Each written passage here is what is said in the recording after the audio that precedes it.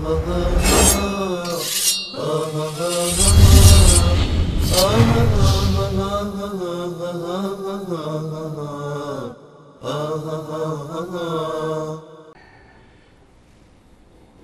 سلام علیکم، بفرمایید. بله سلام علیکم استاد محترم، استاد انصاری. علیکم السلام و رحمت الله و برکاته.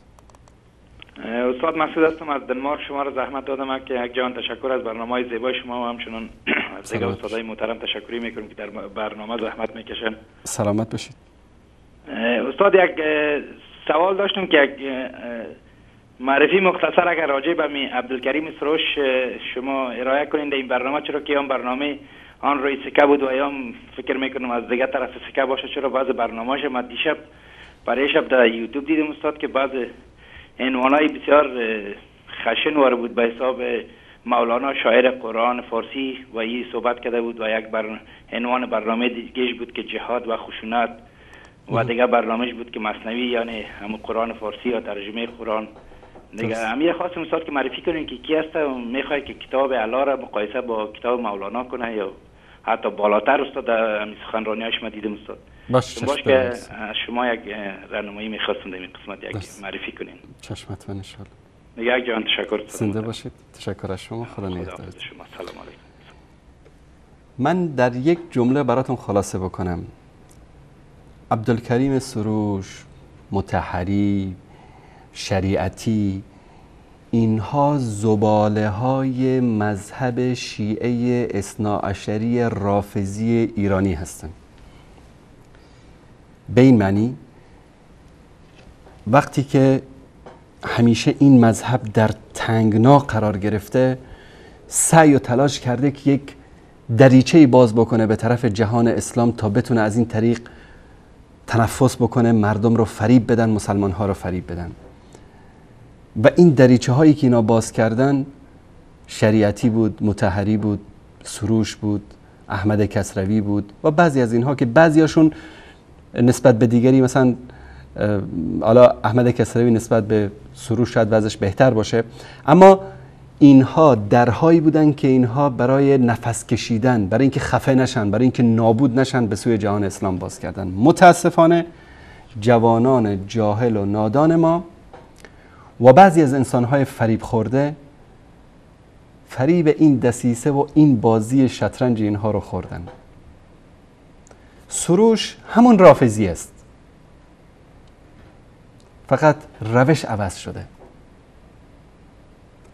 همون مشرک هستن. شریعتی همون مشرکی است که بقیه روافض هستن.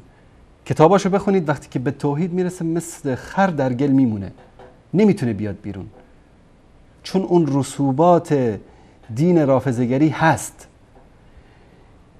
بدبختی اینا این است که بعضیاشون اگر واقعا هم خواستن با صداقت از رافضه‌گری بیان بیرون، نظرشون به اسلام، نظرشون به اسلام حقیقی و ناب همون نظری بود که در رافضه‌گری نسبت به روایات و کتاب‌های خودشون داشتن. یعنی چی؟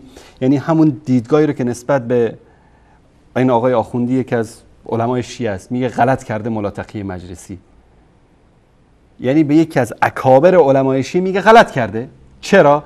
چون شرمش میاد اعتقادات باطل این شخص رو همینطور خیلی راحت خودشو میزنه، میگه حالا غلط کرده، برو بندازش دور، به خاطری که فرار بکنه از واقعیت تلخی که وجود داره. اینها همون دیدی رو که مثلا به کلینی داشتن اومدن به بخاری، همون دیدی رو که به کافی داشتن به صحیح بخاری، همون دیدی رو که به بهارالانوار داشتن به مسلم و ترمذی و ابو داود و غیره، همون دیدی رو که به روایت‌های شیعه داشتن همون دید رو به احادیث رسول الله صلی الله علیه و سلم.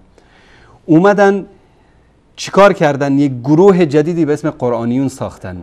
بعضیاشون که حالا واقعا یعنی این حقیقت رو آدم باید بگه، بعضیاشون مخلص بودن، از رافضه‌گری خارج شدن، از زیر باران به سر رفتن زیر ناور، رافضه‌گری رو رها کردن شدن قرآنی. کسانی که جاهلترین انسانها به قرآن هستن، از قرآن بیخبرن، از قرآن اطلاعی ندارن، از سنت اطلاعی ندارن، ادعا میکنن که ما قرآنی هستیم. سروش، شریعتی، اینها زباله های مذهب شیعه اثناعشری هستن. اینا به وسیله اینها خواستن برای خود جای پایی در بین امت اسلامی باز بکنن. اینها وقتی چهره کریه اینا برای امت اسلامی آشکار شد، امثال اینها رو عرضه کردن به جهان تا بگن که تشیع واقعی اینه. شریعتی حالا میاد میگه تشیع صفوی، تشیع علوی. همه سرتای یک کرباس هستن، همه یکی هن. سگ زد برادر شغال، فرقی نداره. همه شاگرد عبدالله ابن سبع یهودی هستن، قبل از صفویت، بعد از صفویت. حالا درسته که ما میگیم تشیع صفوی جنایتکارتر و خونریزتر بودن از بقیه، اما همه یکی هن. هیچ فرقی بین شاگردان عبدالله ابن سبع یهودی در زمان سیدنا علی رضی الله تعالی عنه و خمینی یا خامنه‌ای در قرن 21 نیست. همه یکی هن. شریعتی هم فرزند همین مدرسه است، سروش هم فرزند همین مدرسه است. حالا شاید در بین خودشون اختلافات درونی داشته باشن، اعتقاداتی که اینها دارن کفر صریح هست. سروش نمیتونه انسان بهش بگه انسان مسلمانه، منکر وحی است. میگین تخیلاتی بوده که در ذهن پیامبر صلی الله علیه و سلم آمده. بعضیشون منکر جنت و منکر جهنم هستن، یا یک نوع اعتقاد به وحدت الادیان دارن که مخالفت صریح با آیات قرآن کریم است. کفر یهود و نصارا را انکار میکنن. پس نباید جوانان ما فریب اینها رو بخورن. خاصتا ما در برنامه جایگاه سنت در اسلام و در برنامه بازسازی فکر، بازسازی اندیشه مفصل در این مورد دوستان صحبت کردن که شما میتونید لینک برنامه‌ای که در یوتیوب هست بهش مراجعه بکنید و یا با ایمیل bokat@haq.tv تماس بگیرید. عزیزانمون این لینک ها رو برای شما میفرستن، هر بیننده عزیزی که بخواد این برنامه رو ببینه، که مفصل در مورد افکار اینها صحبت شده که اینها چطور این فکر ایجاد شد در بین مذهب شیعه و چطور اینها تونستن که مردم رو فریب بدن. امروز متاسفانه می‌بینید در بعضی از دانشگاه‌ها جوانان اهل سنت گرفتار افکار منحرف سروش و امثال سروش شدن. اینها زنادقه‌ای هستند که فرق بین اینها و بین آخوندهای شیعه وجود نداره.